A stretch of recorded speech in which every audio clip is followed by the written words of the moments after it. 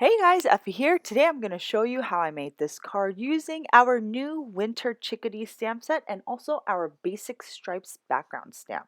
So I'm going to start off by positioning my cutouts that I've already cut out using my Cricut machine. I have my placement guide in my MISTI and then I put the little Chickadee cutout into the negative space. Then I stamped this first layer in our Caviar hybrid ink, and I'm just going to stamp off a bunch of these cutouts that I have and just mass produce these chickadees. And it's really easy to do if you have that placement guide and a MISTI. Now I'm going to go ahead and stamp that second layer in our Smoky Quartz dye ink. If you just match up the beak area and the tail feather area of these two stamps, it's very easy to line up. Now I'm going to stamp the third portion of the body in our crystal pewter dye ink. And I'm just going to continue to stamp the rest of my cut chickadees. Since I have them all cut out and stamped, I'm just going to go ahead and stamp the rest of the third layer.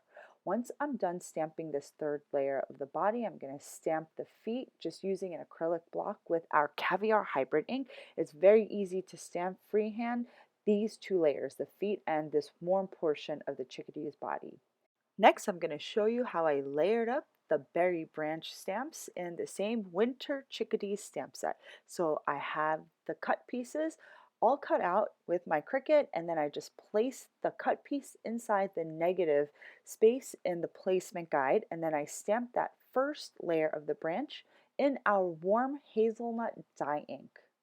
And then I place the second layer stamp right over that stamped first layer, and this will be stamped in our found Topaz Dye Ink. And again, these are very easy to layer. The first layer of the branch has the offshooting branches coming out from the bottom, and then the second layer of the branch has the offshooting branches coming out at the top.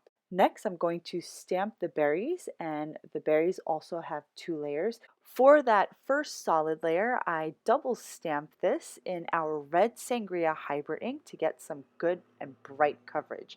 For the second layer of the berries, I use our lipstick red dye ink, and this layer is just going to add some shading to the berries to give it a little bit more dimension. Then I stamped our new basic stripes background stamp onto an A2 size piece of cardstock. When you ink up this basic stripe stamp, since the design is delicate, you just want to shimmy that ink pad across your stamp. And if you shimmy it across at the top portion and bottom portion of your stamp, you're going to be able to get some nice clean lines. Next, I took the third smallest die from our Double Stitch Circles large die collection, and I just cut out a round stitched circle.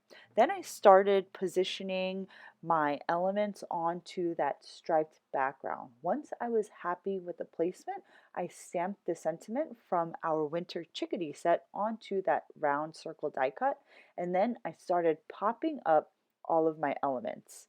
I trimmed off the excess portion of the berry branch, but then I cut away the branch portion, and I'll reuse this in my finished piece because I don't want to throw it out. I don't want to waste it because we stamp all these elements and we work really hard in cutting everything out and stamping everything. So I just tucked it behind my chickadee and it totally works with the project. Lastly, I'm just going to add some of our Call Me Maybe Red sequins to complete my card, and my card is complete. I hope you guys enjoyed today's project and video. If you haven't done so already, be sure to subscribe to our YouTube channel because I update it weekly. Thanks for watching, guys. I'll see you next time. Bye!